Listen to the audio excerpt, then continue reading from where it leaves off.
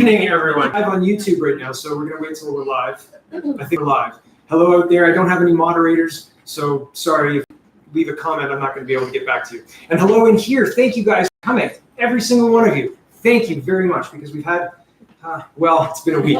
And if you want to hear the story of that, that's fine, but that's not what tonight is about. Tonight, I am happy and excited, elated, really, to introduce to you the leader of the fastest growing political party in Canadian history, Maxime.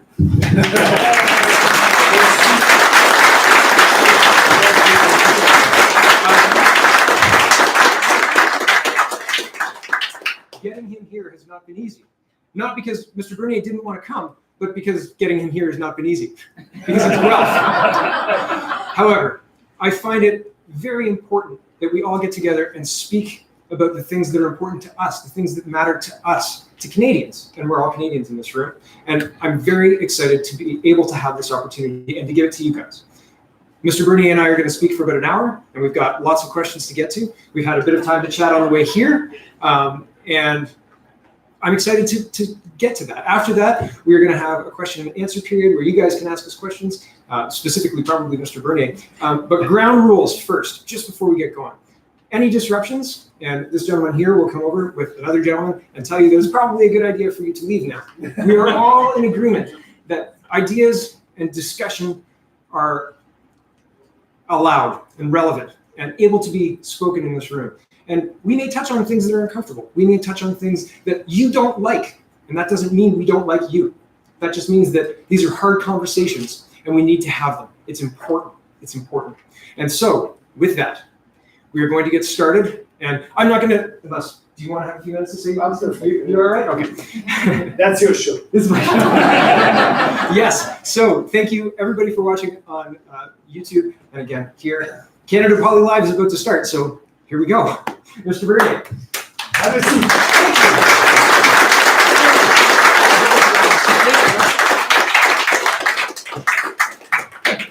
My own tech support. Okay, so I think that the vision for Canada, the vision for our future, we could talk all night, and I'm sure many people have talked all night about the failures of this current government. The Justin Trudeau administration has been a disaster for this country, but I don't want to rehash all of the old 3-year, almost 4-year wounds. I want to talk about what does a Bernier administration look like on day one? What are we going to do to fix this? Yes, we'll be busy. Yes, we will be very busy. And on day one, we, first of all, I did speak about being sure to build pipelines in this country from coast to coast. And on day one, what we will do, we'll pass legislation, for example, on pipelines, to acknowledge that we have a constitution and use the constitution, the section 9210 in our constitution. When you use that section, you can pass a legislation that will be only one-page legislation, one paragraph, and you are saying, for example, this pipeline is for the national interest of our country. And when you do that, you use the constitution, and the federal government will have the full authority, the full responsibility, the full jurisdiction to approve pipelines.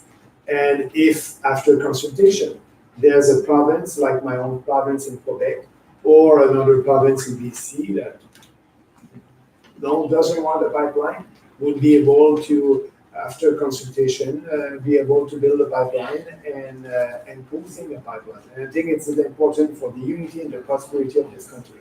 So we'll be busy to do that. We'll be busy also at the same time to lower your taxes. It's part of our platform to cut corporate welfare. So the most important would be our first budget. Yeah. Everything will be in our first budget. But contrary to other political parties, it won't be an omnibus bill putting everything in the budget without any consultation. We know that we have the best ideas and the best policies. So yes, our budget bill will be about the budget. Lower taxes, flat tax on businesses, no more corporate welfare.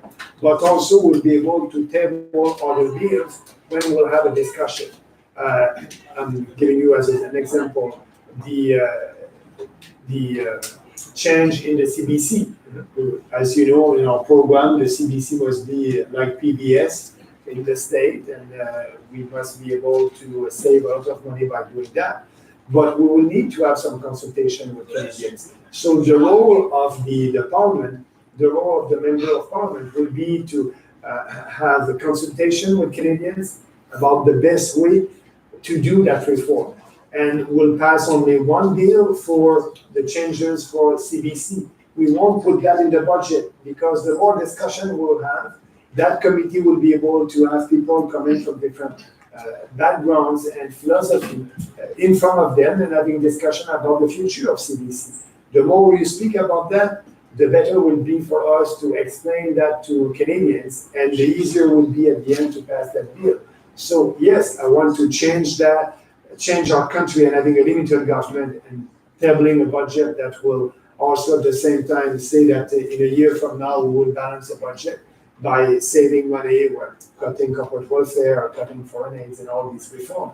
But at the same time, asking our member of parliament to do the role of a member of parliament, to be there in their committee and to have hearings and consultation about the best way, not to postpone our reform, just to use the parliament and the parliamentary committee to explain our reform, like the privatization of CBC, like at the same time the abolition of the regulator in telecom industry, the CRTC. What would be the best way to do that? So we'll ask people, but at the end our goal is to achieve what I'm speaking about right now in the platform, because it's nice to have ideas, but we need to have the support of the population. And speaking about our ideas before a campaign, during a campaign, and after a campaign, that will help us to have the support.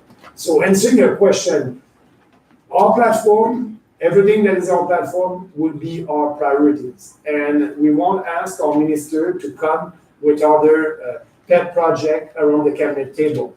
The task would be to achieve our platform, and we'll take, if it takes 2 years to do that, we'll take 2 years. But we need to do this reform as soon as possible to be able to unleash the private sector, to be able to lower the taxes, because we know that it is the private sector who create wealth and growth in this country, not the government. So that will be very important for us. The priority of our elected member of parliament under the PPC, it's our commitment. And speaking about that, my goal, I want all our candidates, when the official election will start, to sign a pledge with the population. A pledge saying, me, if I'm elected as I'm a member of parliament from the PPC, I will do everything to achieve the platform of the PPC. So everybody must understand that the first priority for a member of parliament is to deliver what we have in our platform. That's the most important. But also at the same time, you will be able to bring the preoccupations of your people in your riding. But the priority is to work together to be able to pass our reforms as soon as possible. Awesome. As a candidate, because I am the candidate for Guelph, just in case you weren't sure, as a candidate, I appreciate that. And we've had a lot of news today, and that's the first time I've heard about the pledge, so that I agree with that. One of the biggest frustrations for me, I'm sorry about this, but I voted for Justin Trudeau. And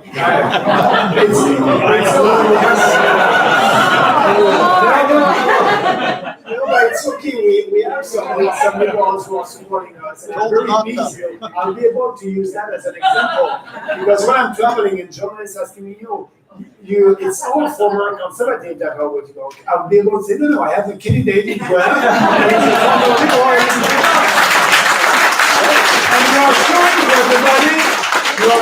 everybody that we can have people from different backgrounds united with our platform, our philosophy, our principles. So it's true. Yeah, but I voted for Justin Trudeau. One of the reasons I voted for him was electoral reform. And I'm not going to ask you to do electoral reform, but I will say that as soon as he got into office, that was pushed off to the side. There's a little fact-finding mission. They had a committee, and then realized he didn't get his way, and that's that. So I'm glad that the thrust of it is to get done what you're promising to get done.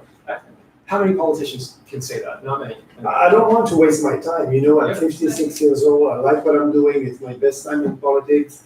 And it's too important. These reforms are too important. Yes. For one, I'm saying for the unity of this country. I was in Alberta, and I can tell you that I saw the frustration from people over there about what's happening in Ottawa. They're not able to have pipelines, the equalization. And so we need to do that. I don't want to have an independentist government in Alberta in 10 years from now. Yeah. And so we know that we have the best ideas, the best policies, and our goal is to be out there and speak and explain that. And the more I will be able to speak about our platform, the better it will be for you and for us. We'll have more support. It's true. It's true. Okay. Next question. I wrote them down just in case I got lost. You've tweeted and talked about the UN Global Compact for Migration. Yeah. So let's talk about that. There's been lots of questions about the UN. The UN is continually putting out, most recently, the Global Compact on Migration talks about shaping speech with regard to how the press talks about refugees, immigrants, migrants, all of those words being conflated, meaning the same thing, in the press anyway. And I'd like you to discuss the UN specifically, and then we can talk about migration, immigration, because I think they're separate. But let's focus on the UN part first. What will you do with the Paris Accord? What will you do with the US Global Compact on migration? Where do those fall on your priorities? But first of all, the UN, it is not the UN that used to be in the 1950s. Now the UN, you have people who have an agenda, and the agenda is to have a global government, like a little bit in the EU, the European Community. The beginning of the European Community was good. It was a free trade between European countries, but now they are imposing their views to other sovereign countries. And I understand what happened in UK with Brexit. People voted to keep their sovereignty. So our relationship with UN, Canada will stay part of the UN, but we won't be part of every UN committees. We won't be part of the Paris Accord Committee. We won't be part of the Global Migration Compact. Why? Because I was the first politician to speak against the Migration Compact, and I did some interview about that. And journalists were asking me a question, Mr. Bernier, that's not important. The Migration Compact, and why are you against that? Because it is not mandatory. It is not binding for Canada. So I said, yes, but why signing an accord if you don't want to follow that? So yes, I know that accord is not binding, so you won't have a UN civil servant that will come to Canada and write our policy on immigration. It won't happen. But what you'll have a civil servant, a bureaucrat, a Canadian bureaucrat that will change our legislation on immigration to follow that compact. And I don't want that. I want our immigration policy. It's so important for the future of this country. It must be discussed in Canada, and we must follow our principle. And for me, an immigration policy for this country must be there to fulfill our economic needs in this country, and not to please the UN. The migration compact from them is migration. It is normal, and every migrant can come to every other countries. But to be Canadians, it is a privilege, and we must be proud, and we are proud as Canadians. So migration, it is not normal. We need to help these people to stay in their countries by having free trade with these countries, and but not open our borders to mass migrations or mass immigration. We're against that. So the relation with the UN, it's a relation where Canada will keep our sovereignty. And this decision must be taken by politicians in Canada. I agree.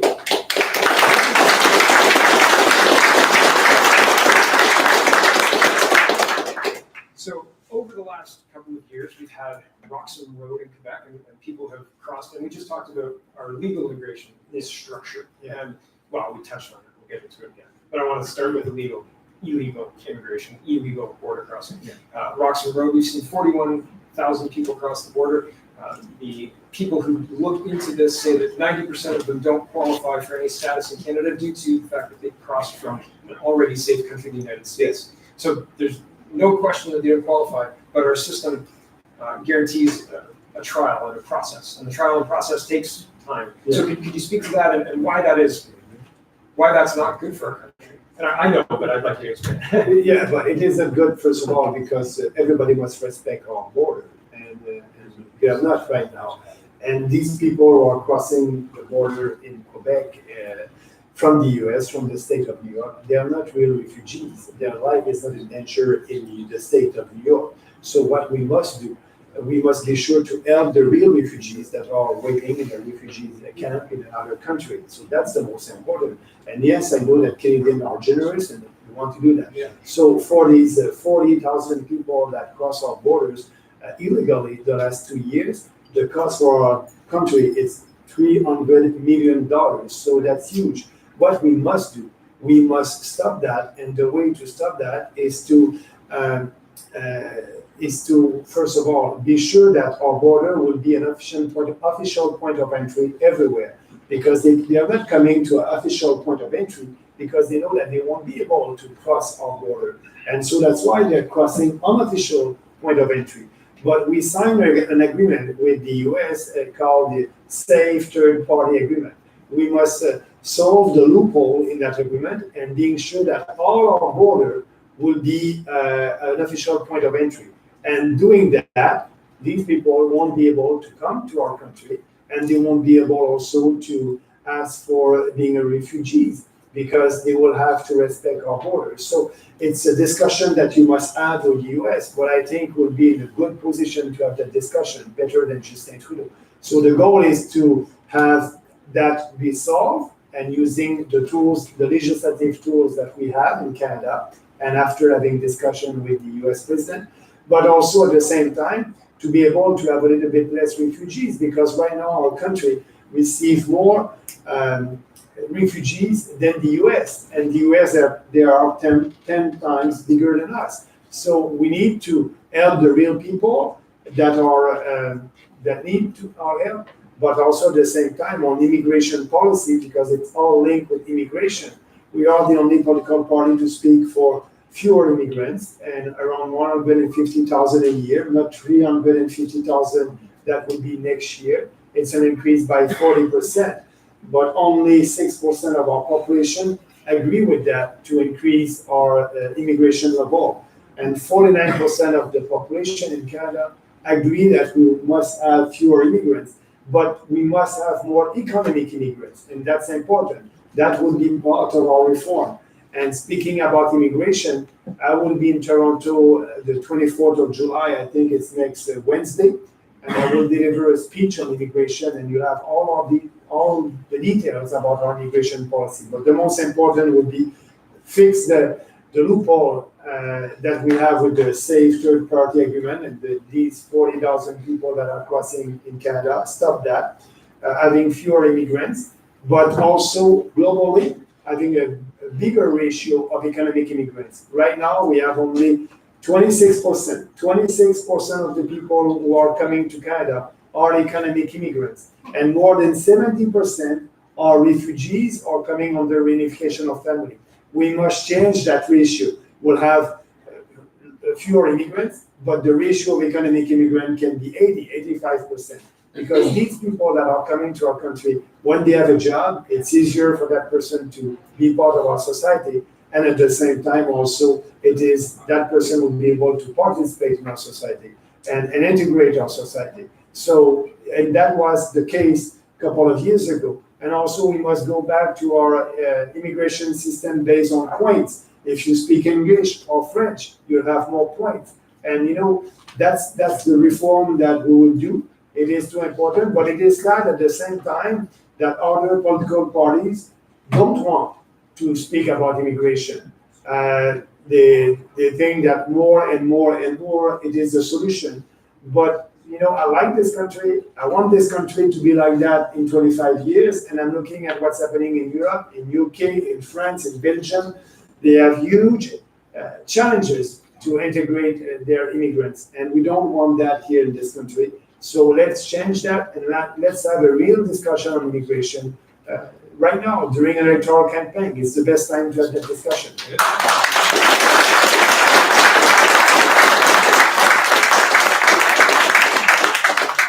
Two things I want to circle kind of back. You said, or you have said 250,000. I think you said 150,000. You're going to firm that up next Wednesday? I don't want to make news. Yeah, it's a good question. Thank you for that. I always said that we must go back about the average that we had under Stephen Harper. The average of immigrants that we had at that time was 250,000. For me, it's a maximum, and the minimum must be 150. So our numbers will be between 250,000 and 150,000. We are looking at different also countries, what they are doing with their immigration system, how many immigrants they are having, and also looking at what is the need for our economy. So we'll come with a firm proposal on the number next week. Okay, and during your administration, let's say, or in the run-up, let's say the debate heats up a lot, is there room, no, not in the run-up, let's say you're elected and you're moving on. We are. We are. Yes, we are elected. You're not the liberal anymore. No, I'm not. Very, very, very much. Let's say we're elected and we have a mandate to put our platform through.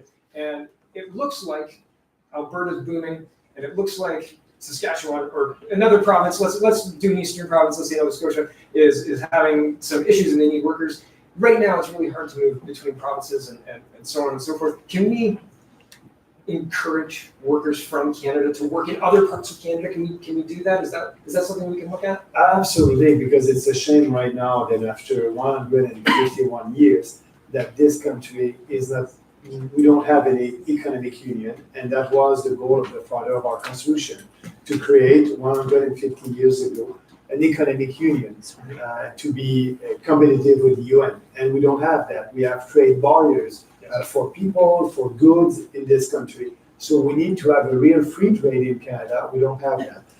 It is very hard to impose that on provinces, but we may use the constitution, and our position on that is we will have Civil 7 in Ottawa that will look at all the regulations that are against free trade of goods and also of people working in different provinces. And we will bring a province in from the court, and we want the court to have a decision about it.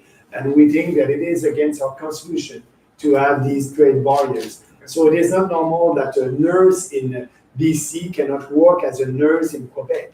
We're in the same country. So we will work on that, but also at the same time, the decision will come from the court, because we believe that these provinces are not following the constitution where they are imposing trade barriers inside our country. So we'll bring them in from the court, and I'm pretty sure we'll be able to win. Interesting. That makes perfect sense, and I hadn't heard that angle before, but I appreciate that because I do a lot of reading about it. So interesting. Awesome. Let's talk about the United States. Let's talk about Donald Trump. Let's talk about our relationship with him. It has been strained, I think, is putting it mildly. Yeah. And our current administration is more interested in insulting the leader of our biggest trade partner than they are in working with.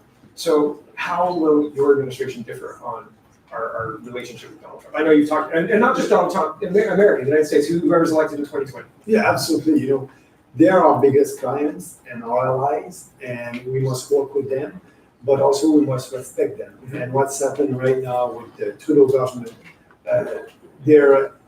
Justin Trudeau is interfering in internal American politics, and I won't do that. I will respect the president that the Americans will elect in a year from now. But at the same time, when Justin Trudeau had a negotiation with President Trump, that was the position of the administration during the free trade negotiation was very clear. President Trump wanted for him to be able to export their poultry, milk, and eggs in Canada. And Justin Trudeau said, no, I want to protect that cartel and these 19,000 producers. That was a very bad decision, because after that, we had tariff on aluminum and steel, and it's not helping our economy. So that's why, first of all, our relationship with the Trump administration will be to put on the table the abolition of that cartel, and Canadian consumers will save money. We'll do that for Canadian consumers first, but at the same time for a better trade relation with the US. So that's important. And we want to work with our allies, also with NATO. We have a commitment in Canada to spend 2% of our GDP in our own defense. And we are spending right now 0.3% of our GDP in our own defense. We need to increase that. We won't be able to increase that in the first budget. We understand that.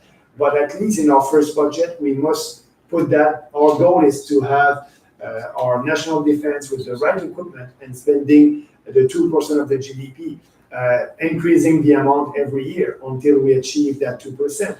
That I think that will start on the right foot, the relationship with the U.S. administration. So we can improve our relationship like that. But what the Trudeau government did at the international scene with the U.S., with India, with other countries, just look, it's a big disaster.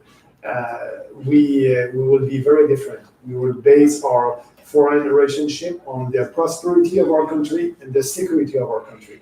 We won't try to impose some socialist legislation to the U.S. like Justin Trudeau wanted to do with the negotiation in with the American when they try to impose their labor law to some American states.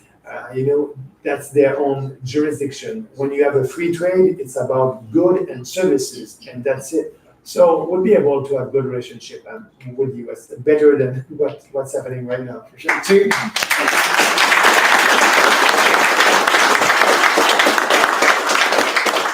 So you're saying that you won't try to impose any kind of language that has to do with anything other than goods and services and trade? Yeah, a trade deal is a trade deal. It's a trade deal, just like a budget has to do with numbers and not genders. And not gender, absolutely. I couldn't believe it.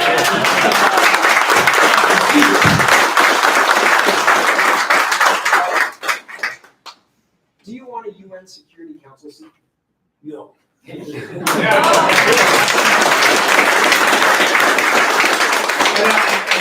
contrary to Scheer and Trudeau, that they will spend our money to buy votes and giving money to other countries to be sure to have a vote at the UN Security Council. We won't play that game. We want to bring back our own money in our own country and put our country first, Canadian first, people first.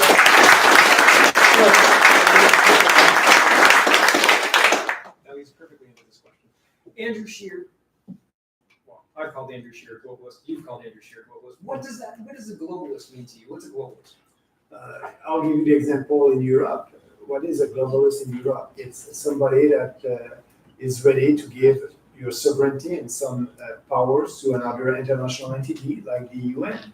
And a globalist in North America, it's somebody that is ready to work with the UN on an agenda for a world government.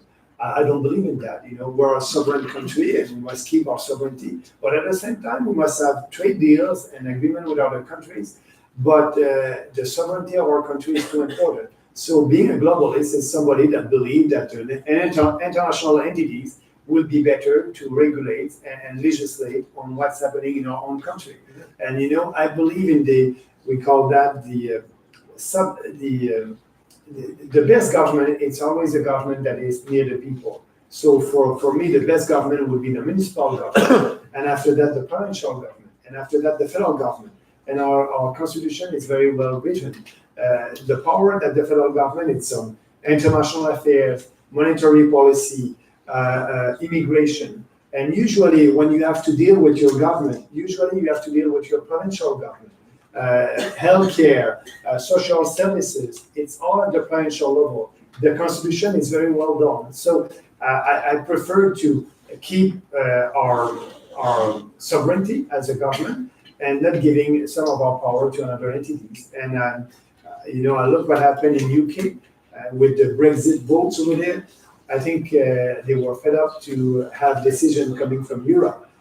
We're a country with an identity. Like Justin Trudeau said that there's no national core values or what else is it?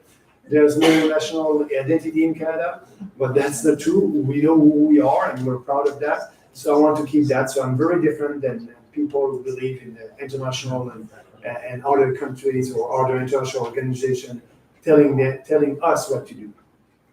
I couldn't agree more. So you talk about how a lot of local things is very local government, and we've got a housing problem here. How does the federal government play into the housing crisis that's currently ripping across a lot of Canada. I've got a brother who's looking for an apartment, and man, there's one-bedroom apartments, bachelor apartments. They are unbelievably expensive, like more expensive than two-bedroom and three-bedroom. But you can't afford the two-bedroom and three-bedroom if you're a single guy or guy with a girlfriend or whatever. So, what is the federal government's responsibility in something like that?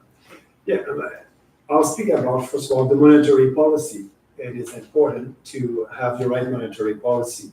And when I'm saying that, the Bank of Canada right now, with the very low, artificially low interest rate, they are giving incentive to people to borrow. And maybe when the interest rate will go up, it won't be in the best interest of these people. So having the right monetary policy, but also having at the same time the right fiscal policy. We want to lower your taxes, and like that you'll have more of your own money in your own pockets to buy goods and to buy a first house. But also the immigration policy play a role in that. Our immigrants are going to the big cities, Toronto and Vancouver. When you have 320,000 people a year that are coming to Canada, after 3 years, it's almost 1 million people. And 1 million people that they're going to Vancouver and Toronto, that's having an impact on the housing market also. So fixing the immigration, having the right monetary policy, lower your taxes, that will help to slow down the market in Toronto and Vancouver specifically. So you'll give us time to catch up. So the earning potential and the earning power will catch up to the prices, and maybe with less competition, the prices will come down. What about food prices? Because I've been to Walmart down here, there's a Walmart down the road, and I looked for Fruit Loops. My kids like Fruit Loops, and it was $9.99. $9.99 for a box of Fruit Loops. I was like, $9. It was on the end cap. It was like a sale. It was like, really? Is it $14.99 normally? So food prices, what's going on? But actually, yes, the affordability of goods in this country is going up, like food, and because of the inflation also. So we must have an inflation target with the Bank of Canada of 0%. Actually, the Bank of Canada, the inflation target is 2%. Why 2% inflation? I don't think that inflation is good for this country. If 2% inflation is good, why not 20% inflation would be better? Why not 25% inflation? Inflation, it is bad. It is a hidden tax, and it is a tax. So with the dollar that you have in your pocket, you're not able to buy the same amount of goods and services because of the prices going up. So we must have an agreement with the Bank of Canada on the inflation target, and the inflation target must be 0%. Like that, the inflation will be 0%. You'll be able to keep your purchasing power, and so with $1 in your pocket, you'll be able to buy the same amount of goods today and tomorrow if there's no inflation. When you have inflation, you're not able to do that. So that will be important. The monetary policy, 0% inflation target, but also we can do something very concrete by abolishing the cartel in supply management. Milk, dairy, and poultry. We are paying twice the price for that. And the example, you can cross the border in US, a dozen of eggs, 99 cents US. Here in Canada, 340 or 350 a dozen Canadian dollars, so it's more than double. Abolishing that cartel, the price will go down because we'll have more goods that will come from other countries, but the milk, poultry, and eggs that will be able to, because we're not able to import right now because of that cartel, and these producers are producing only they are fixing the price, artificially high prices, and also they are fixing the production only for the Canadian market. So we want to abolish that. These producers will be able to export their products, and us as consumers will be able to import milk, poultry, and eggs from other countries. And yes, the price will go down, and a Canadian family will be able to save $400 a year. So that's very concrete reform that will help everybody. And it is too bad that all the other political parties want to work with the cartel and with these 19,000 producers under supply management that represent only 10% of the farmers in this country. 90% of the farmers are working with the free market and not under a socialist system like that. So that's two important policies that will have an impact. Wonderful. And of course, get rid of that carbon tax, which is no carbon tax. Yeah. No tax.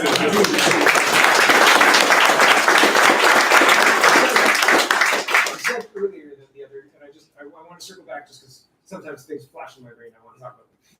You said earlier that the other parties don't want to talk about immigration. They not only don't want to talk about it, they want to vilify us for wanting to talk about it. I just want to say that just because it's important to note that it is not just not wanting to talk about it. And I realize I'm circling back, so I apologize, but it's not just not wanting to talk about it. It is weaponizing talking about it. So if I bring up immigration with my family at dinner time, that is a problem sometimes, right? Because everybody kind of goes,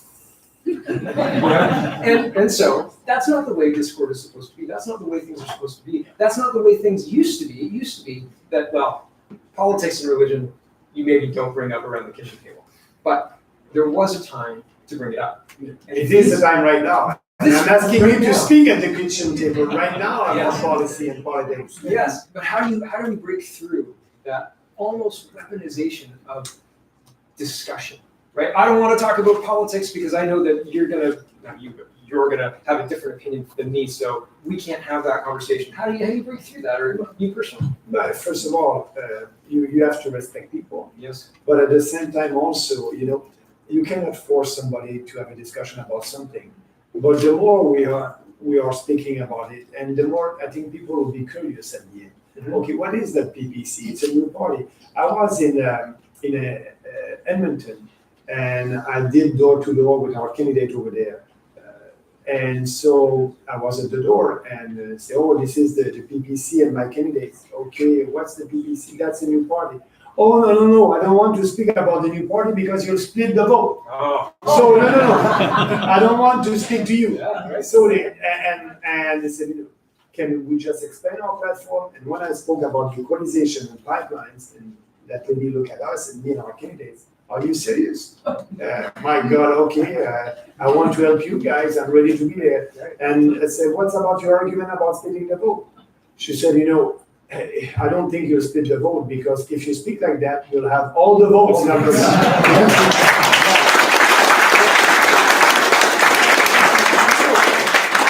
Respecting people and being out there and speaking about what we believe, that's a solution. But also look at our candidates. We have candidates with different backgrounds, different ethnicity, different color, and we represent the country, and I'm proud of that. We just did a great announcement with our candidate in London with Professor Minshew and Salim and everybody around us. So everybody is ready to speak about our values, and you cannot say that our party is a racist party. You cannot say that.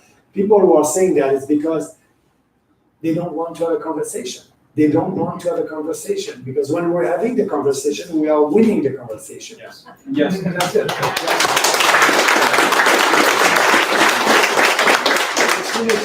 As soon as I start being called names, whether that's on Twitter, although not on Twitter right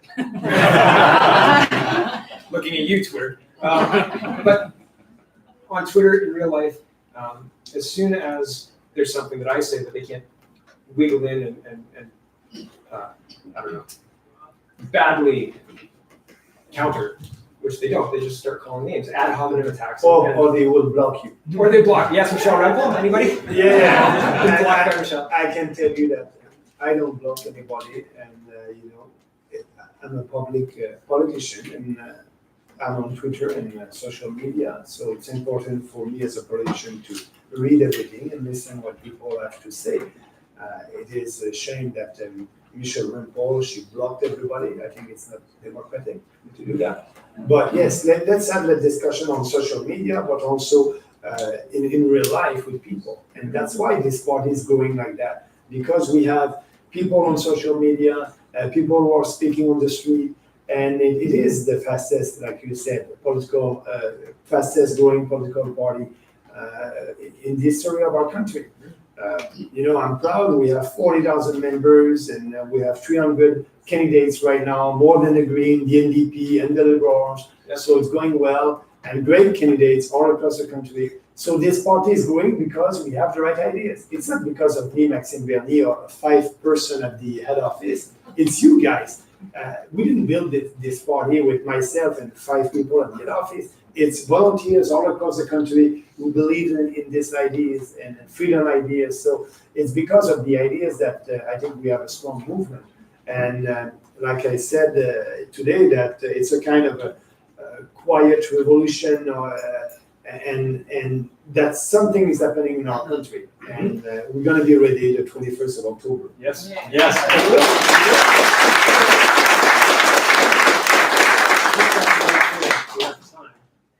Oh, hey, good. Oh, I thought it was 24. You said we have 300 candidates across Canada. Now, I've been paying attention. I've been watching the numbers, right? Did you know that the NDP only has 108? I didn't know that. Can you imagine if you only had 108 at this point? Whoa. What would the press be saying, right? That would be a totally different story. Right. So NDP have 108, and you just said that you have 300 confirmed. Yeah. So can I tell people why that's important? Or do you Yeah, tell. Yeah, okay. So we need 300 and what, Four. 304? 304? Minimum. In order to reach the 90% criteria to have Mr. Bernier at the debates. So the reason I got involved, the reason I started this was simply to get, I didn't start this, he started this. The reason I got involved with this was to get you to the debates. And it looks like we're right there. Almost We're right there. We'll have 338 candidates for sure. And there's a second condition also. Yeah. The first one, 304 candidates all across the country. We'll have that maybe in a couple of weeks from now. Yeah. But we'll have the 338 candidates for sure. So that's the first condition. The second one is to have reasonable chances to elect candidates. So that's very subjective. And so I believe that we have reasonable chances to elect candidates. What's happening right now, all across the country, after 10 months, we are on average of 5, 6, 7% for a new party. Our challenge is people don't know the name of our party. If you look at the poll, the traditional poll, you see about 30% of candidates are undecided, and it's a lot, 30%. And so I think a lot of these people can come with us, but also in some region in this country, like in Alberta, like in Quebec, in certain region, also here in Ontario, we are at 15, 20%. So for me, like I said, the election will be in 2 phases. The first one before the debate, and we may be around 10, 15% in the poll. But the second one after the debate, because people will know that I will answer the question, I will ask the right question, and that will be a very different debate. And people will be able to see what we believe in, and that will be important because I don't believe right now that we have a fair coverage by the mainstream media. But that debate will be important, and that's why I think I'm very optimistic for our future. Yeah, I agree. I think that and that's why I was so passionate. I was one of the, I've been doing my show for a long time. People have been watching me. Yeah. And when you broke from the Conservative Party in August of last year, 2018, Yeah. You had more meat in your 8-minute, I'm done with these morally, Yeah. intellectually corrupt Yeah. parties. You had more meat. Yeah, but I must admit that when I said that morally and actually corrupt, I must admit that I didn't say corrupt, I said corrupt.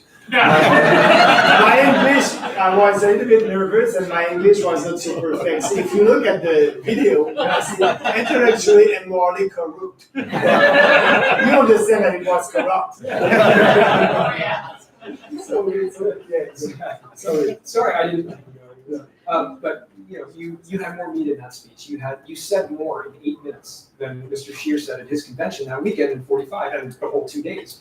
So you had me in that 8 minutes, and I felt then, and I still feel now, that if the rest of the country could see any 8 minutes, any 4 minutes of you talking about the actual meat and potatoes, the actual meat of it, the details, you'd have 50, 60%. But that's just me. I'm a little biased. No, I think you're right. And what I can improve to help our candidates all across the country, I've been told that last week, and I think that person was right.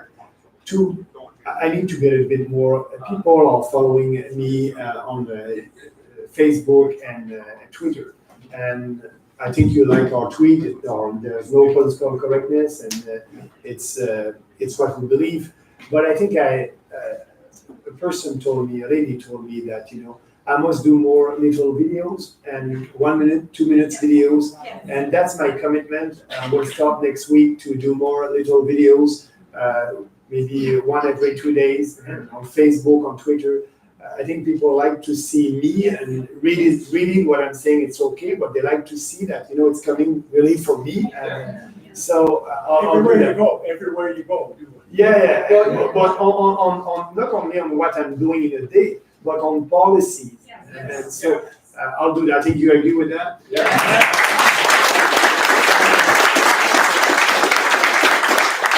So that's my commitment next week, one every 2 days, minimum. I would say, as a suggestion, just like the car ride over here, you could have pulled your phone out, had a selfie stick, and we could have had a conversation while just 2 minutes, talking about pipelines or whatever. We chopped some wood on the way over here anyway. Veterans, this is something close to my heart. My brother is forces. He flew home on the Prime Minister's jet, believe that or not. Yeah, I know, pretty crazy. He's healthy. So veterans, and not that I haven't heard a whole lot, but I've asked you on Twitter and some other things, and I just want you to talk about the current administration is, my brother aside, deeply disappointing in the moves they've made with regards to our veterans. So I'd like you to speak about that and plans for future. But first of all, these people fought for what we believe, for freedom and being in this country. We must do a little bit more. And if you look at our policies, it is maybe a lot about cutting, saving, and cutting taxes, and cutting subsidies. And I will speak about, because it's our jurisdiction, our veterans, our Canadian forces. And yes, we'll have a policy like the others, 2 pages on our veterans. And I'm looking at it. We are doing some consultation with the expert, what would be, but we'll reinvest. It's a question of more money, but having the right program. There's a lot of programs for them right now, and I think you can be more efficient. But answering your question, just wait. We still have 3 policies that must be up there. One on our veterans, another one on our national defense, and it's all about more money. So that's why we need to do all these cuts and being able to reinvest after that. And the other one on the relationship with the First Nation, and the other one also on tough on crimes, what we want to do as a policy on that to be sure that we'll be able to have a safe environment. So these policies will come, but we just need to finish the research and the consultation. But for your answer, wait, we'll have something, but what I can tell you is it will be more money for sure. Okay. We need to give more money and having the right programs, so we'll take care of our veterans. Okay, so are you looking for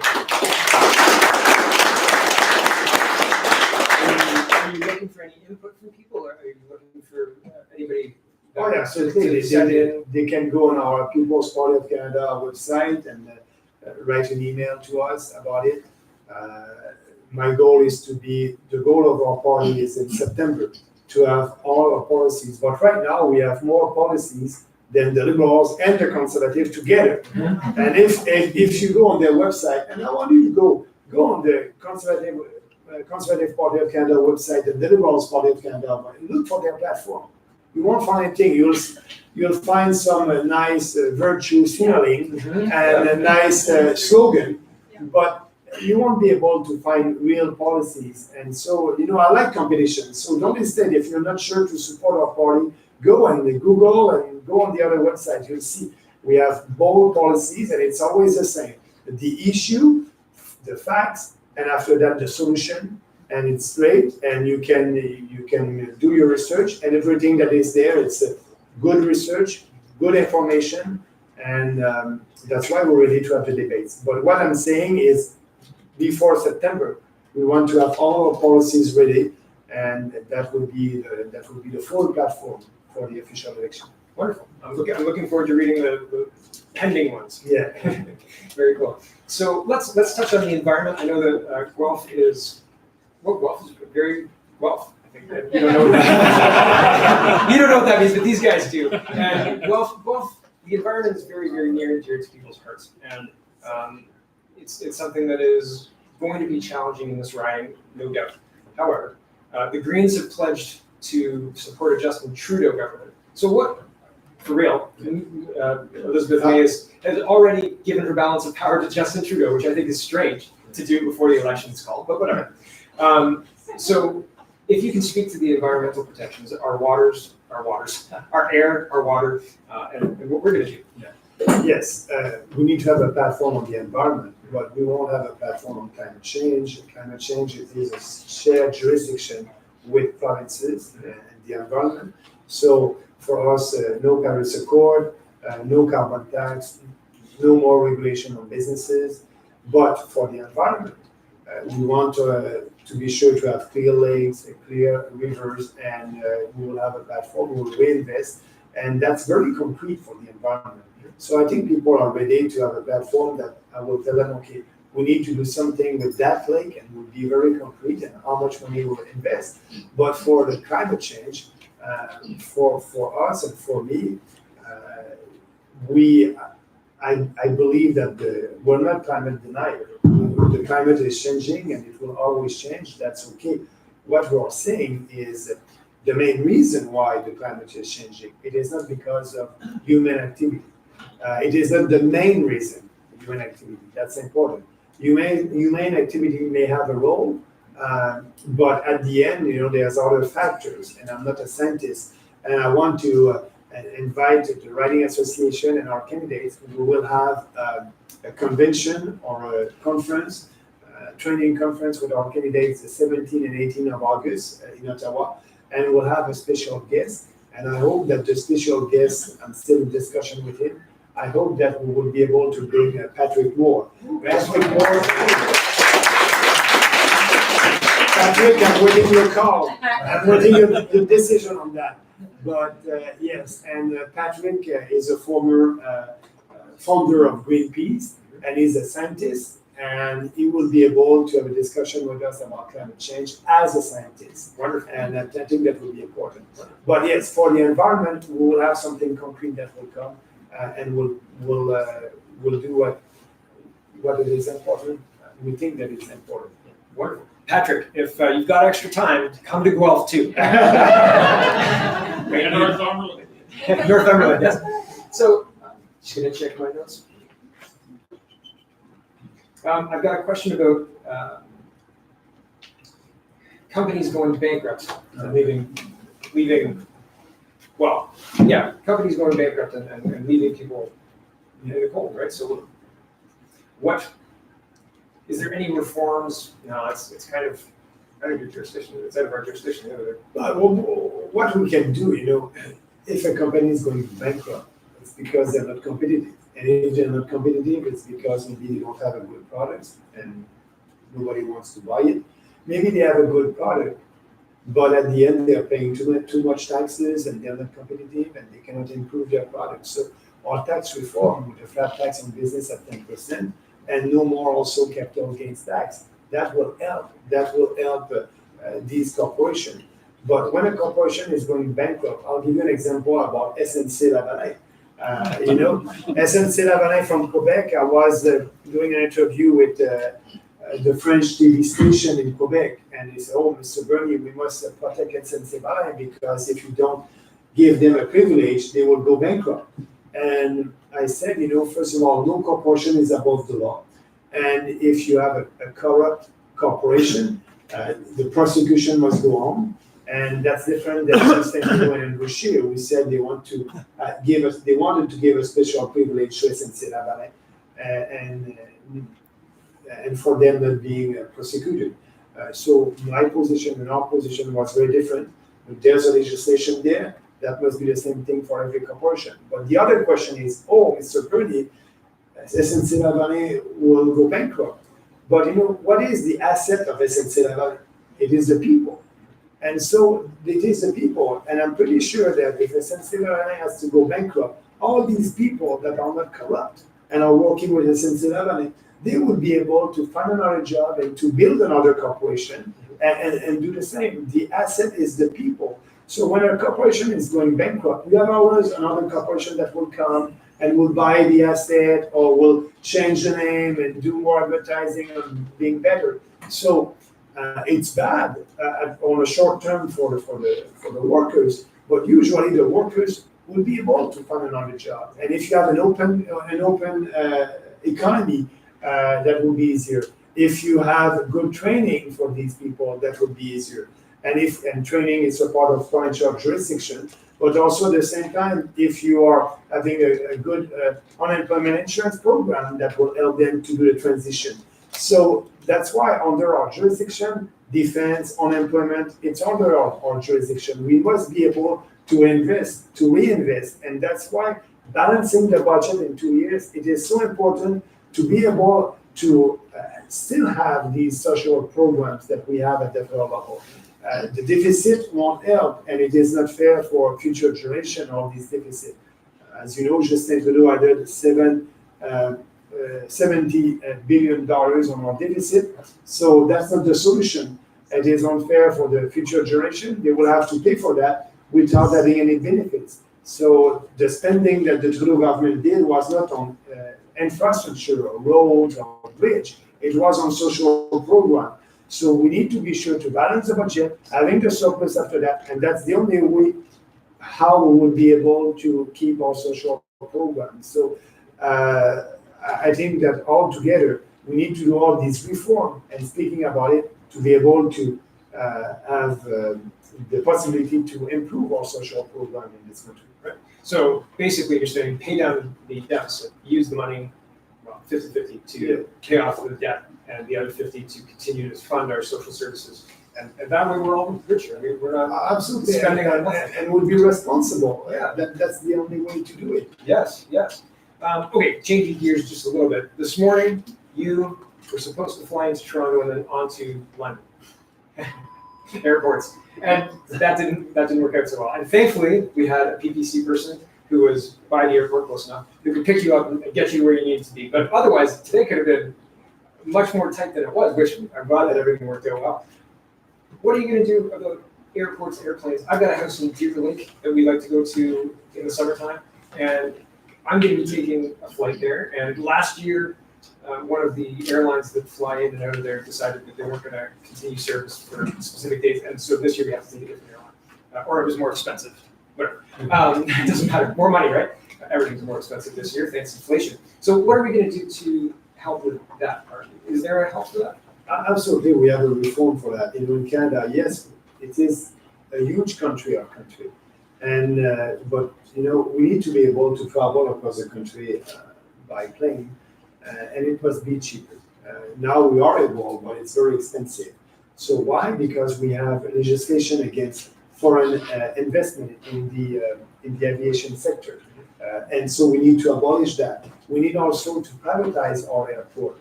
Right now, when the airport has to do some renovation and improvement, the only way is to tax the consumers, or to tax the corporation, the aviation corporation.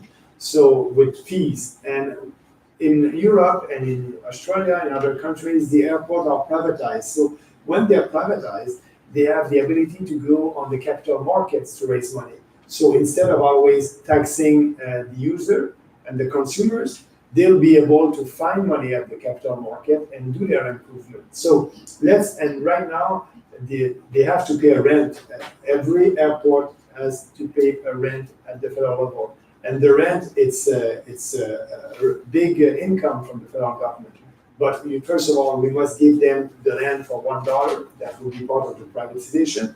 And that must be people from the region that will manage the airport. And second, they must be able to go on the capital market to raise money. So they must be a full independent corporation. And that will be important. So we'll have more efficient airport. But at the same time, we will we'll repeal the legislation against foreign investment and also on the aviation sector. So we need to have more competition. That will bring more competition. We need to be able to have other carriers that are not Canadians to come here and to compete with WestJet and Air Canada. So that will be part of the reform. So more free markets, more freedom, more private investment, and more also opening our borders. And if another corporation, aviation from another country wants to come to Canada to compete, let's them do that. And that will be the consumers at the end who will benefit from that. So yes, we need to do this reform on the aviation sector, but also the one on the telecom sector. Our fees for our cell phones are very high. And so,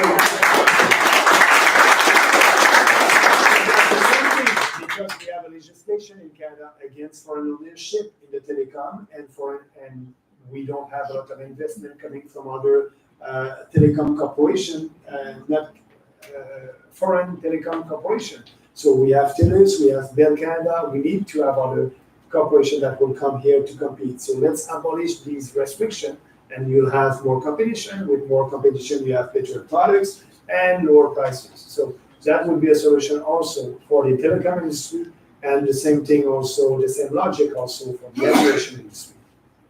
Makes sense to me. It seems like our policies are cheaper, less taxes, common sense. Yeah, common sense. Things that make sense to people, right? When I'm out door knocking and I knock on the doors, I often lead with a couple of different policies that I think people are interested in around here. And the more I talk with people involved, the more I speak with people at the door, the more excited they get, and then they come to my website, our website, for People's Party, but mine locally.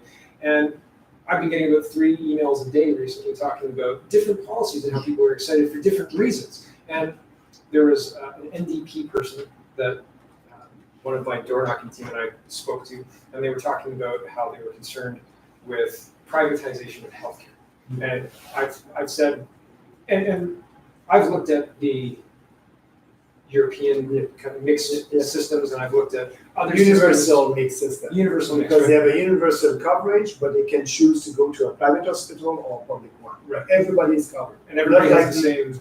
Yeah, not like in the US. Right. So, and that was the distinction that I have made too. I said we're not chasing a United States style system. We're chasing a system where your parents, my parents, aren't going to end up in a hospital hallway in Ontario to have a serious time. I mean, when you're in the hospital, that is a very vulnerable time. You don't want to be sitting in the hallway where there's people just walking in and out, and that's happening right now.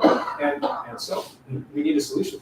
And you know, I was in Alberta, and I had the privilege to have a discussion with a lady that was coming from Ukraine. And she told me, Maxime, in Ukraine, we don't have any waiting lists over there, waiting times. We don't wait for services. And here, you know, if you look at our data and you compare that with other countries like in Europe, we have the worst waiting times. So we need to change that.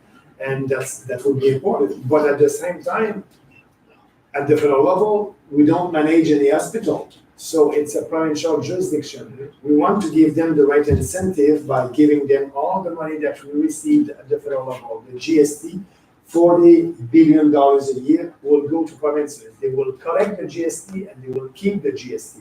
So it is important because right now, because of the waiting times and the services that is not so good, you don't know as a citizen who to blame. Is it the federal government because it's not giving enough money to your province? Or is it the province because they're not able to manage efficiently the healthcare services? So we want you to know to blame, and that will be your provincial government. Because the federal government, instead of taxing people and giving subsidies, $40 billion to all the provinces, the GST, by the way, the income that the federal government receives every year, it's about that $40 billion. So we'll give them the power to tax, we'll give them the GST, they will be independent, and you will know to blame. And that will give the right incentive to these provinces to look at another system. And we know that the best system, it is in Europe, with a mixed system, private delivery and public delivery, but a universal coverage for everybody. So that will give the right incentive to provinces because they will decide if they want to tax more. They won't be able to come at the federal level and asking every time more money. We will give them the power to tax. So they will decide if they want their provincial budget to be 50% of healthcare or 52%. Right now in my own province, I think it's 46% of the provincial budget, it's going on healthcare. The solution is not more and more money. The solution is to have a more efficient system and more competition between private delivery and public delivery. So that would be a provincial decision to have a mixed system. It won't be imposed by us at the federal level. But because we won't be there to save them every time and to giving them more money, they will have a decision to take. If they want to tax you more, that will be their decision. If not, they will have to look at other models, and I think they will be able to have a mixed system like in Europe, and they will know that it's more efficient for you and for them. They will have more money in the provincial budget to pay for other items or other policies. Interesting. And for me, I think that sometimes you bury the lead, and it's necessary because you're telling a story, you're telling us exactly what's going on. But the GST thing, when I read that you would be giving the provinces the power to tax, giving them the GST, that's exciting for me, and that's weird because I like politics that much. That I was like, ooh, that's exciting, the difference between GST. It'll be HST, but it'll all be, anyway, I'm very strange about that.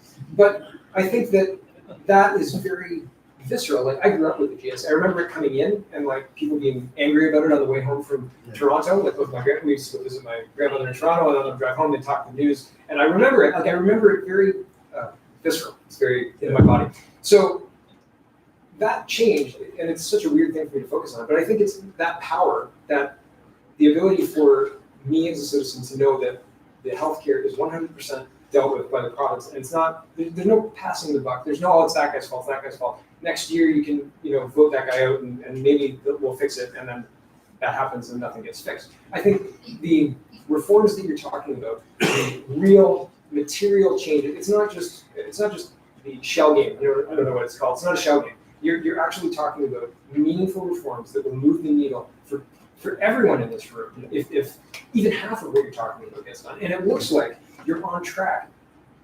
If we get a mandate to actually get it done, and so that's exciting. That's exciting. Thank you, and I just want to give you a fact.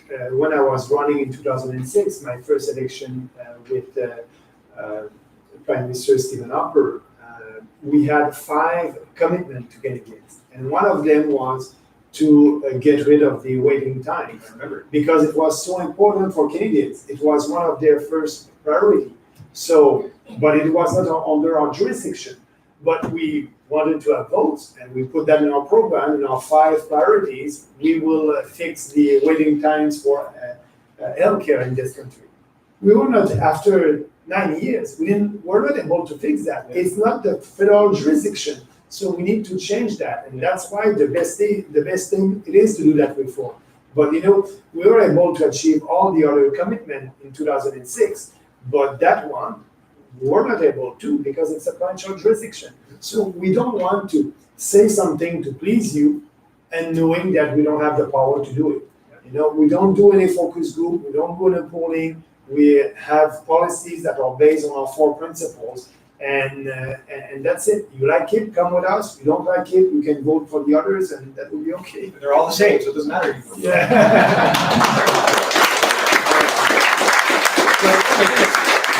I went over. Sorry, I went over. So my last question, and this is the last question, really quick, probably. I haven't told you I'm going to ask you this question, but it's a softball. You're like a CBC. You're like a CBC. So you and Dr. Peterson, back when you were in the Conservative leadership race, it was widely reported that you guys had met and talked. And so what was your biggest takeaway from Dr. Peterson? I'm interested personally, and I hope that's not too much of a curveball.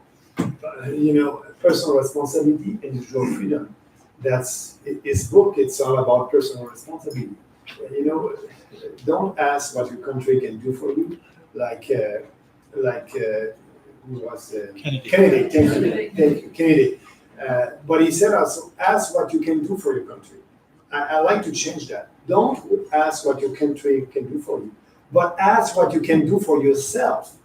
That's for yourself. Be responsible. Jordan Peterson and I had a good relation, but I can tell you that Jordan told me something, and for me it was a compliment. He said, Maxime, you're, I just want to quote him pretty well, you're the best, worst politician. I would take that as a compliment. Yeah. So he's not in politics. I don't expect that he will support us, but he won't support any politician, and it's okay, you know. Oh, yes. But I think he likes what we're doing, and he really believes in the individual freedom and personal responsibility, and it's part of our platform. So yes, he's a great Canadian, and I'm very pleased that we have a good relationship. And I understand that he cannot support a politician, what he's doing, but I think saying that, it's a little bit like a kind of a support. that is neat, and what a wonderful answer. Like really, that's very satisfying to me. I am a fan of Dr. Peterson and of you, so that's neat that it's like one of or two of the core principles of the party. I think that's quite the compliment to Dr. Peterson and a testament to how much you value his opinion on that, and that's wonderful. I think that's great. So we're going to open it up to questions. Sandra, if you could do that. Put your hand up. Our man Sandra will come over to you with a microphone, and you can ask questions of me. No, I'm just kidding. I'm just kidding. In regards to healthcare, are we looking at becoming, instead of 90% reactive and 10% proactive, to helping our healthcare system fix itself by through education and changing it so that we're maybe 50-50 at some point in time, or even greater on the proactive?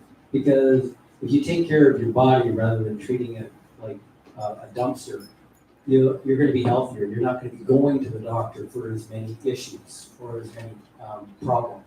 I heard at one point in time, some people go, the average person goes 8 times a year. Well, I'm not going 8 times a year because I take care of myself. I'm proactive versus reactive.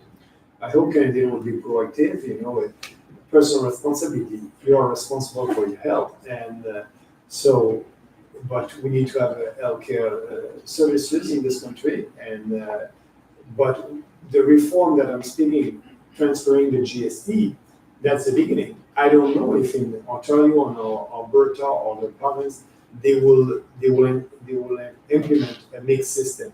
I think it's the best for consumers, but that would be a provincial decision. So speaking about the individual, yes, it's your responsibility to be in shape, and but at the end, you know, we cannot force anybody to do what they don't want to do. True. And one aspect of the healthcare system is there's, my understanding, 4 different structures for past policies and procedures. This doctor's on this platform, this doctor's on this platform, and they keep changing. Do you have the power to make it one system? No, we don't, because it's a provincial jurisdiction. And actually, we'll have more competition. Like in my own province in Quebec, there's more private delivery, there's more private clinics in Quebec. And I know that some people in Ontario are going to Quebec for some operation. And so that will depend. Every province will have, and the best one will be the more efficient. So we won't have the same everywhere. But at the same time, Canadians must be able to have the service. It can take more time in one province, and in other province, because they're more efficient, you won't wait so long. So, but we won't impose the reform. We will just give the money and the taxation power to provinces, and that will be in their court at the end.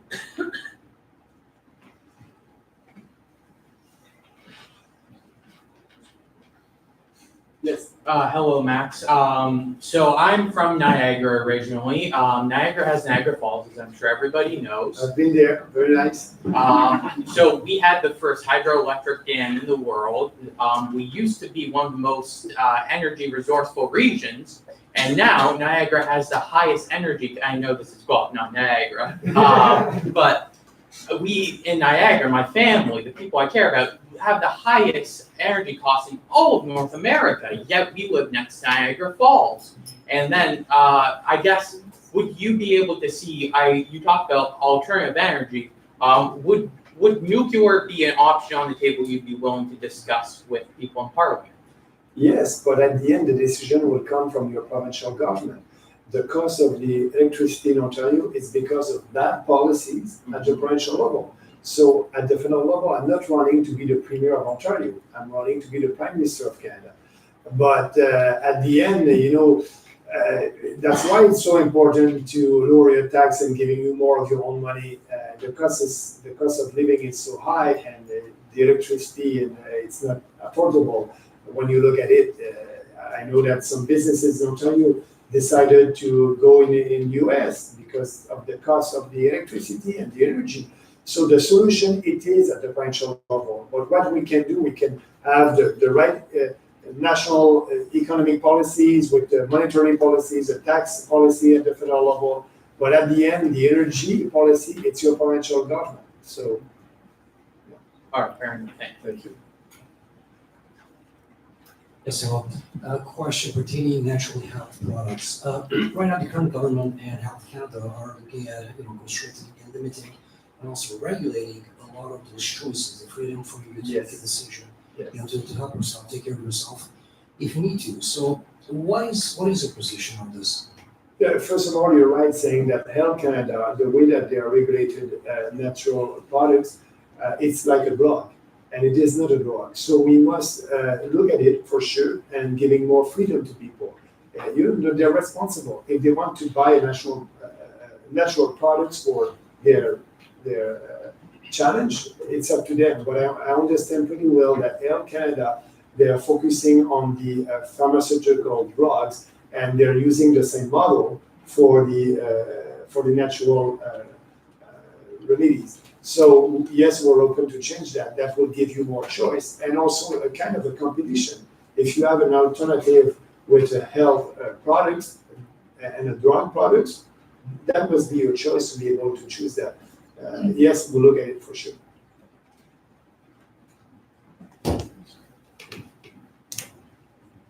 My name is Gordon Truscott. Unfortunately, we are more draconian in Canada than we realize. Statistics Canada provides that every year there are more than 100 babies out of abortion that are born alive, and they are allowed to die on the table. What would your government's response be to that? On the abortion, On the babies that are born alive? Some abortions, the baby's alive when it comes out of the womb. And they let them out. First of all, our party won't have a position on abortion because it's a moral and a conscience matter. But at the same time, if a member of a parliament from the PPC or another party wants to table a bill on abortion, we'll have a debate in the House, and that will be a free vote, and that's important. That's our position. Every member of parliament must have the right, and they have the right. As a member of parliament, you have the right to table a bill, a private bill. When we call a private bill, what we call a private bill, it's a bill coming from a member of parliament, not from the government. So every member of parliament has the right to table a bill on any subject. So that can happen. A member of parliament from the DPC can table a bill on that, and yes, we'll have debates on that subject that will come. I'm open to that. But if we have a debate, it has to be a free vote for everybody, and it will be a free vote for everybody.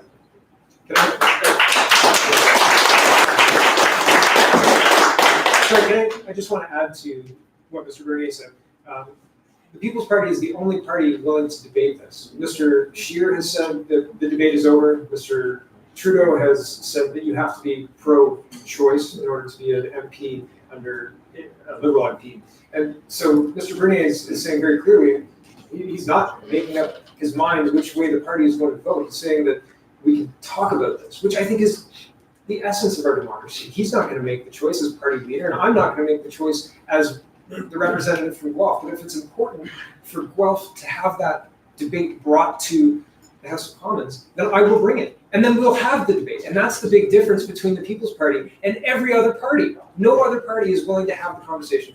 And we are hungry for the conversation. And that is the biggest difference between everyone else and the People's Party of Canada. Absolutely.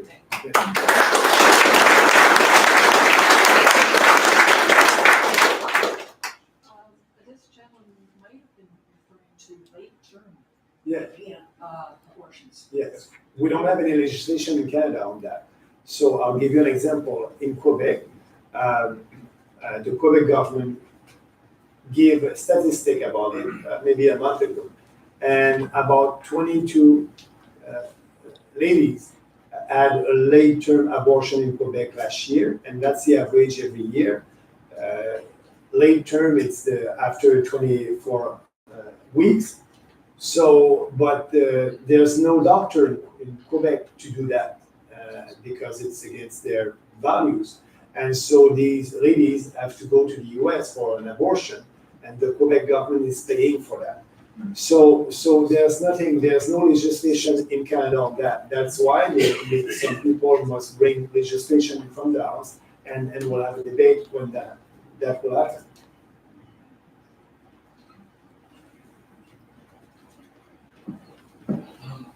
I want to return to the healthcare system. Yes. Because something that I'd like to clarify. Yeah.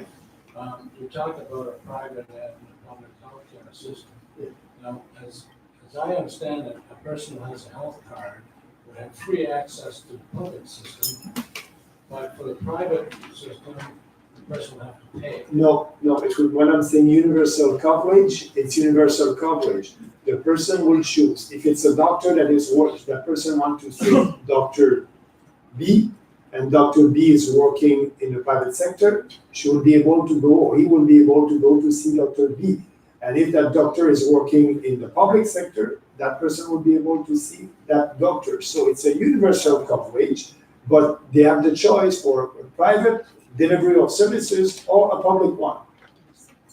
Like in Sweden, like in France, like in Belgium, like in other European countries. So the person would be able to see the doctor working in the private system and at no cost. Yeah, no cost. They will have a universal coverage. They will have a coverage by an insurance. Oh, so the insurance company's going to pay the people in the private. The insurance company, it will be, that's what we have right now. You are paying with your taxes what's happening right now. So we'll do a reform and everybody will have an insurance. And that insurance can be the public insurance or it can be a private insurance. You will have to decide. But everybody will be able, and you choose the one that is better for you. It can be from the public sector or not. So everybody will be free to choose their insurance. But at the end, everybody will have to be insured by public or private insurance. That will be your choice. And after that, when you have your insurance, you'll be able to go to see a private clinic or having services in a hospital. These insurance plans, do you envisage that the public system will just be one level covered, like one level of benefits, which would be the same for everybody? It will be the same for everybody. It will be the same for everybody. They will have to respect some rules before giving you an insurance and some criteria, and that must be the same. But also, because we'll have private insurance, that will have competition there, but they will have to offer you, you'll be able to go where we want to go, and that's important. The best system is the system in Sweden. It's supposed to be a socialist country, but they have that system. And if you want to know more details, you can do on the Fraser Institute website, they did some research about that. But it won't come from me at the federal level. The only reform that we'll do, we will transfer the money, the GST, the tax. So every province will be able to tax and use the GST, and after that they will use. Maybe we won't have a mixed system, private delivery and public delivery. Maybe it will be in 5 years, 3 years from now, I don't know. But the most important, everybody must be covered, and everybody must be able to go where they want to go. Just one last question.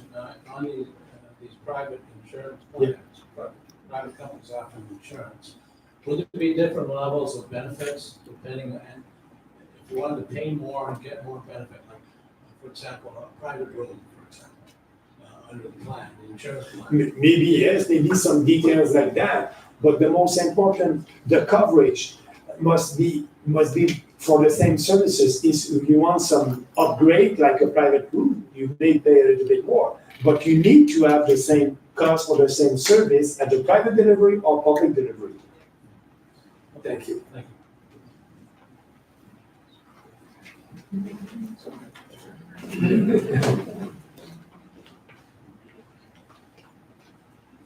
Hi, Mr. Bernier. Thank you for stepping up. This is definitely something well needed. But I work for Canada Post, and Yeah. you mentioned about the privatization. Like, I'm all for it. I can see many inefficiencies there, but can you talk a little more about that possibly? But I think the most important for you is your pension plan. And the way that we can do a privatization, we can do that by being sure that you won't lose any benefit in your pension plan. And that's important. So, we did a privatization of Petro-Canada. When I'm saying we, the Mulroney government did the privatization of Petro-Canada. It went pretty well. So the idea is to do the privatization. And before that, we will, like I said, we'll have a committee from member of parliament that will look at it and the best and the more efficient way to do it. But at the end, the pension plan is important. And yes, we want to be sure that you keep your privilege in the pension plan.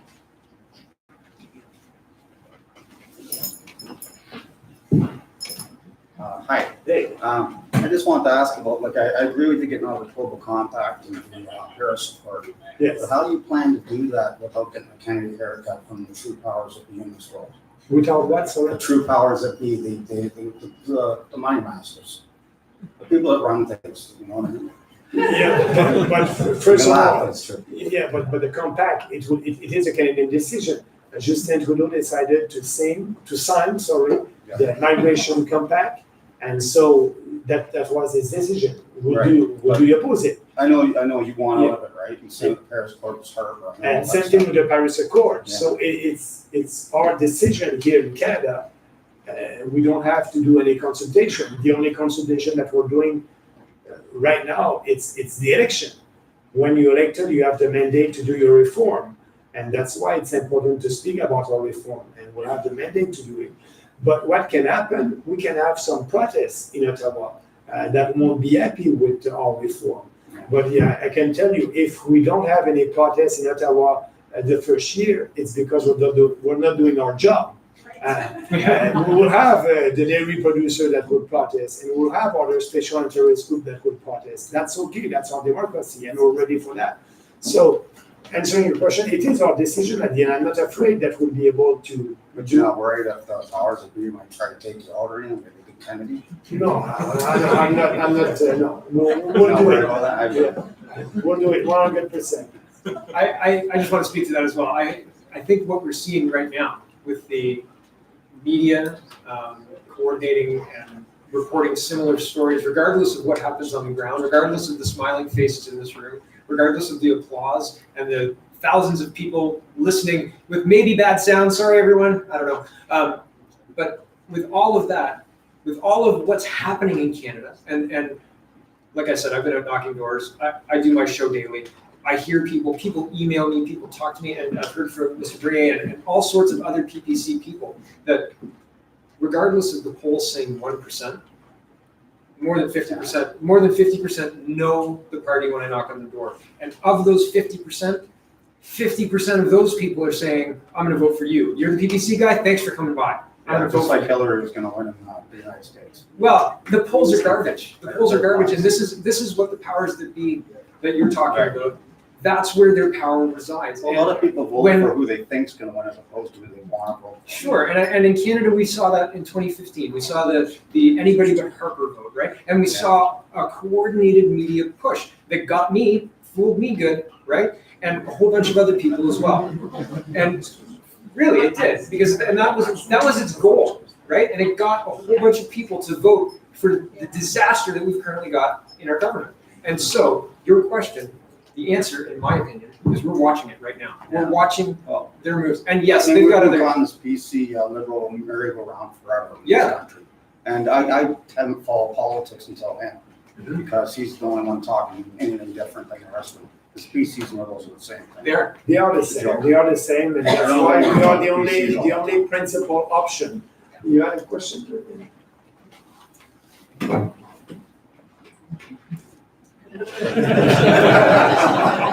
Hello, Max. My name is Bria Atkins. I am the candidate in Lambton Kent Middlesex. I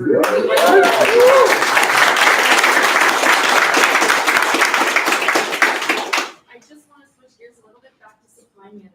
Yeah. For anyone that doesn't know, my riding is physically the size of the province of Prince Edward Island.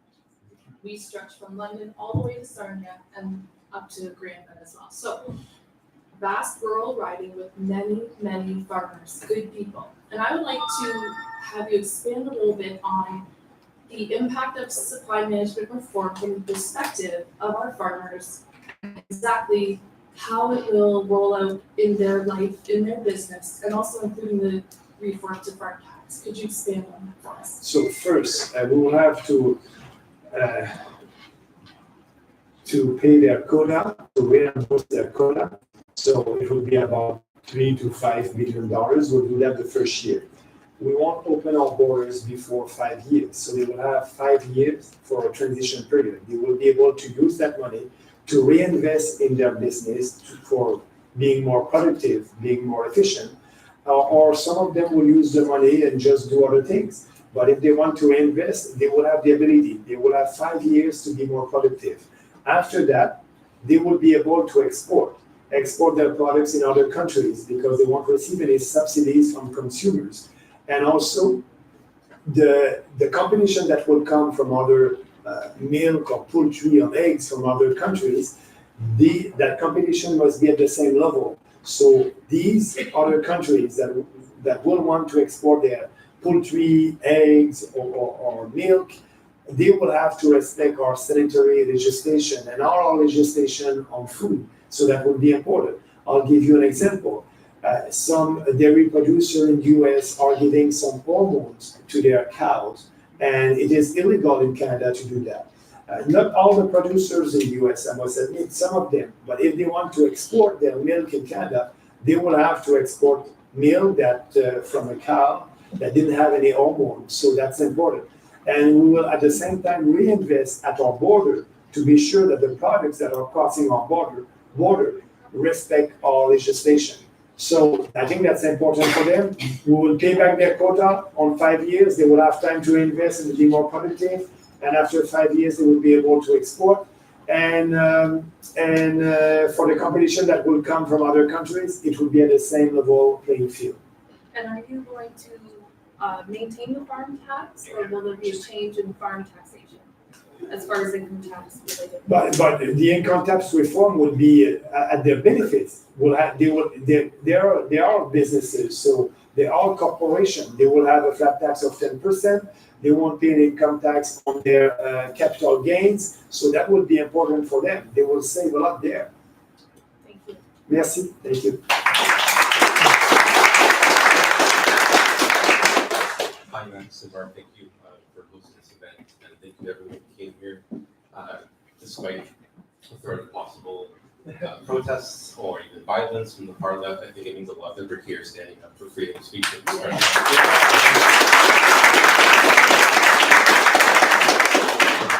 Personally, for me, Maxime, is the fundamental issue for me.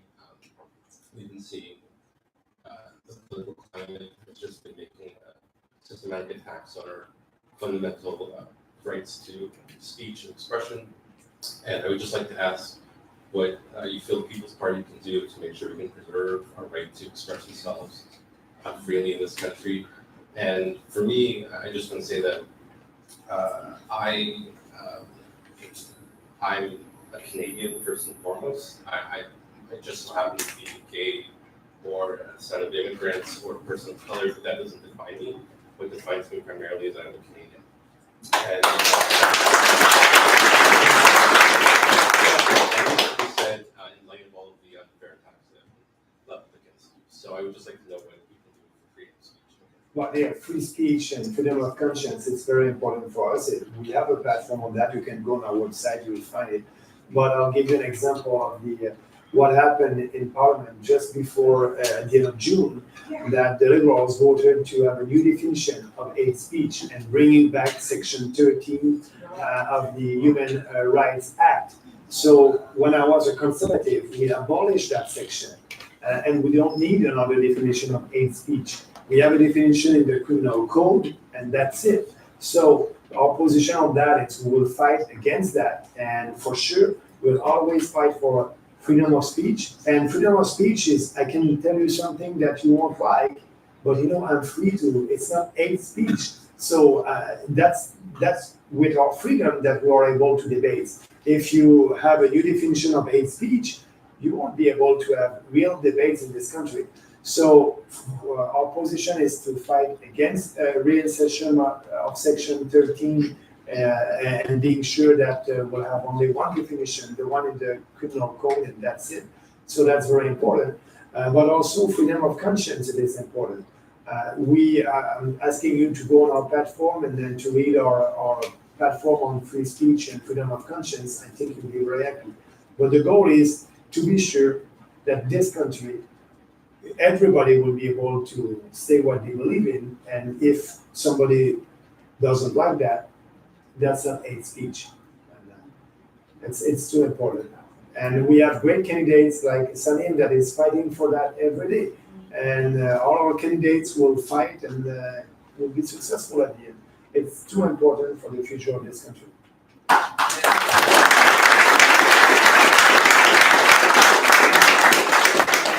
I just want to jump in too before we go to the next question. Sorry. The idea of shutting people down through threat of violence and through threat of just the simple threat of violence, right, is abhorrent. 3 years ago, 4 years ago, 2015, you could have speech and conversation that not was inflammatory, but heated. And that was something that was okay. That was something that was all right in our discourse. We could have a disagreement and then go get a beer, right? You weren't a Nazi and I wasn't a, whatever it is, doesn't matter. Or I wasn't a Nazi and you weren't a whatever.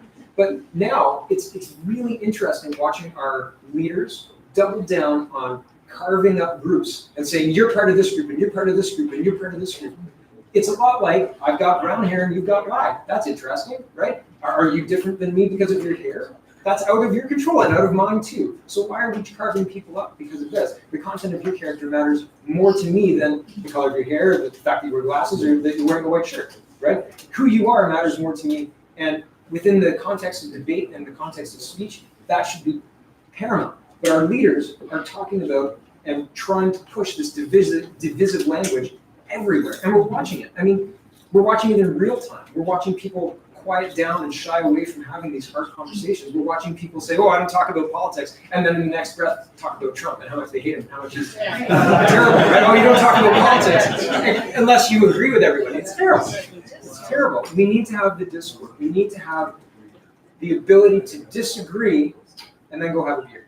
And that's my goal. That's what I want, because I don't believe 100% in everything you believe in. But that doesn't mean I can't effectively represent you in Ottawa. What has to happen is the conversation has to happen at the municipal level, and everybody has to agree as much as we can, because it's imperfect. It's not going to be perfect. And the only thing we can struggle for is a little bit closer to imperfect, because that's all we can get, right? It's always going to move, the target's always going to change, and the only way we can continue to even stay where we are is to have the conversation. And it seems like it's being shut down, and we are desperately trying to open it back up. We are desperately trying. So thank you for coming, despite everything that this gentleman said. Thank you for being here. It's important. And Mr. Bernier, you too, thank you, because it is important to have these conversations. It's important to tell these people and these people what we stand for, and it's important to not be shut down just because some angry people, a few angry people, get loud. Yeah. So thank you, and thank you for the question. I'm sorry I forgot to touch on it.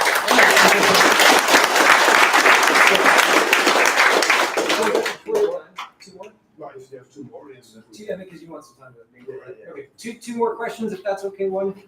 1, 2, 3. Oh, 2. 4 more. Quick ones, though. Quick ones. And quick answer. Quick answer. Okay. Hey, Max, and well, I'm kind of from Hamilton Mountain. Thanks for hosting this great event. Max, you have inspired a lot of people by standing firm on your beliefs and forming the PPC. But I'm curious, what inspires Max? So if you were to give our recommendation on one fictional and one non-fictional book to read this summer, what would it be? Thank you.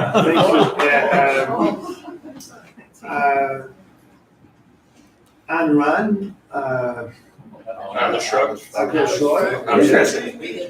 That's the one, actually, I asked my daughters to read it this summer.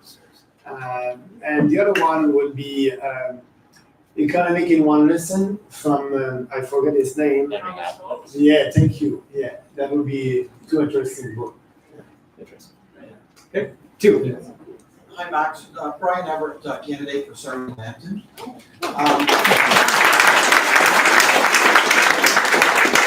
Thank you, everybody, for coming, and thanks for taking the time. It's very important.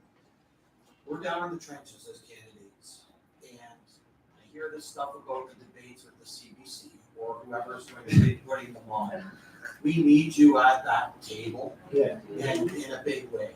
Yeah. So I just wanted to bring it up that we're expecting you to be at that table. The Canadian people deserve for the PPC to be at that table.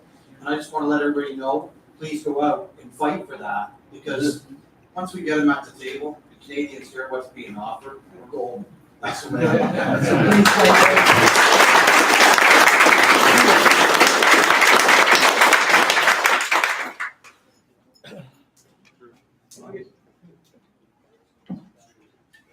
Maxime.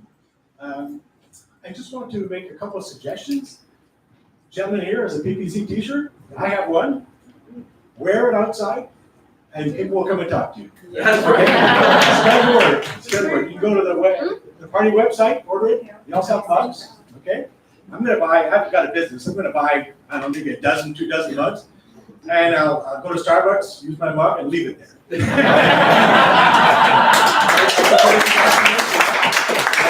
Because people need to know that the party exists, and you need to find out. I mean, I talked to a lady at Starbucks, and I told her, what about your freedom of speech?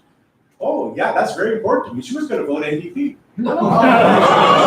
Yeah, she's thinking now about voting PPC, because I told her this is the only party that will repeal that bill. Was it M13? What is it? M13. Oh, yeah. Yeah. Also, yes. Yeah. So anyways, and also I'm an engineer. Okay. And we solve problems. Okay. So I guess it's 11A. Shut it down. I don't care. Those engineers, they're gonna start their own companies. Their clients know them. They're working for them. They have a relationship with them. Business is built on a relationship. Anybody's got a business knows that. Okay. They will start on their own name. Exactly. You'll have 100 small companies. Much better. So, the story. The guy, one of the founders of BlackBerry, he said once, New York City thought they could never make the city any bigger about 100 years ago because they didn't know what they had no more place for the manure. Okay, but innovation solved the problem. You got to use the talent of creative engineers to solve our problems with the environment, like that guy in Alberta with that. You know what I'm talking about. Yeah. So, and I would even suggest, instead of giving grants for people to say, I got a great idea, fund me, say, you have a good idea that'll achieve our goal for the environment, tax-free status for the life of the patent. They're going to keep the production in Canada, and they're going to export it. And that's going to create a lot of jobs. Yeah, and it's probably going to cost less than giving grants to people who just get grants and waste the money. And I've got customers who've done that, okay? 5 years later, they call me up and say, oh, we're dissolving our company. Can you buy back the equipment you sold to us? Yeah. Okay. So a few good ideas. And I just want to speak about our PPC ad. So we have some, you can buy some, but I was in Alberta last week, and a guy came to me, he said, Maxime, I like your PPC ad, it's very good, but you must do something else. I said, what? I have an idea for your ad, and it will be, you'll be more visible, and it will be in line with what you believe and what you want to do for this country. He said, you can have the PPC in each side, but here at the front, you must have something else. I said, what? He said, you can test it. I said, okay, I'll test it. When I'll have a discussion with people, I will ask them. He said, you must write at the top of your ad, maximize Canada.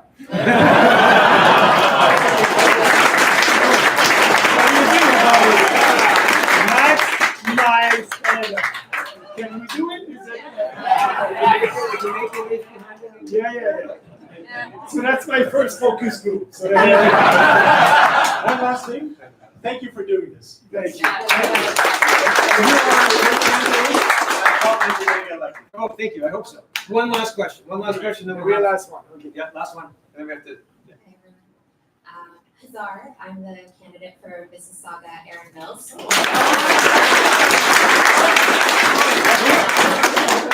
Mark, thanks for hosting us.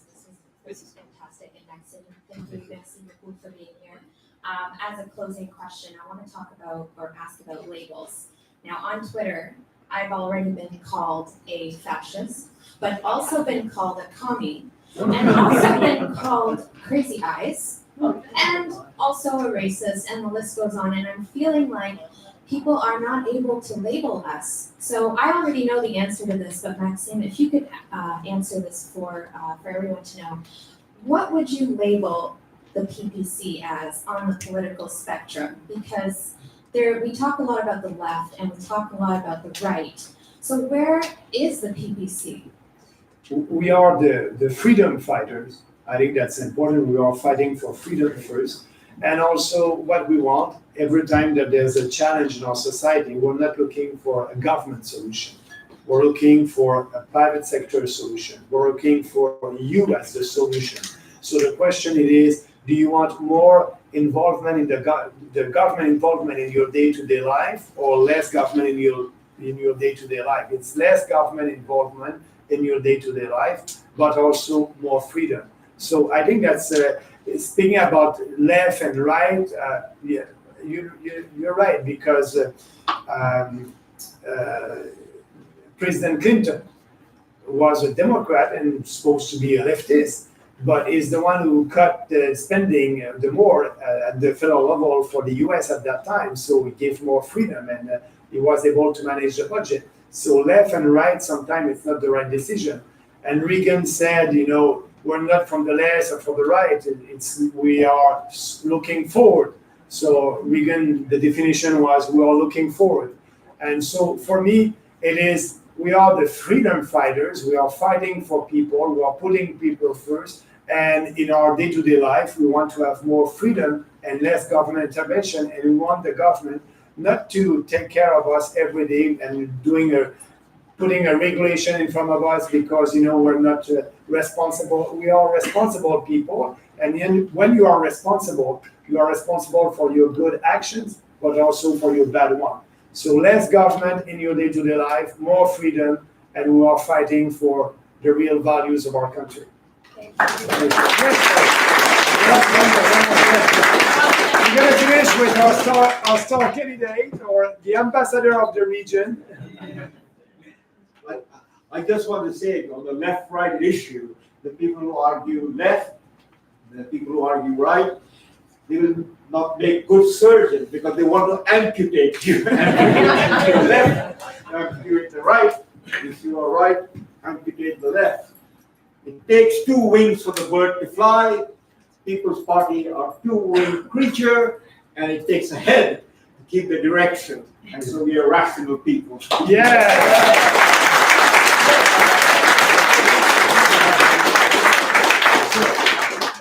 With that, we're going to have a little bit of time for Mr. Bernier to mingle and talk to you guys. Very much for coming, and thank you out there for watching. And have a wonderful, wonderful evening.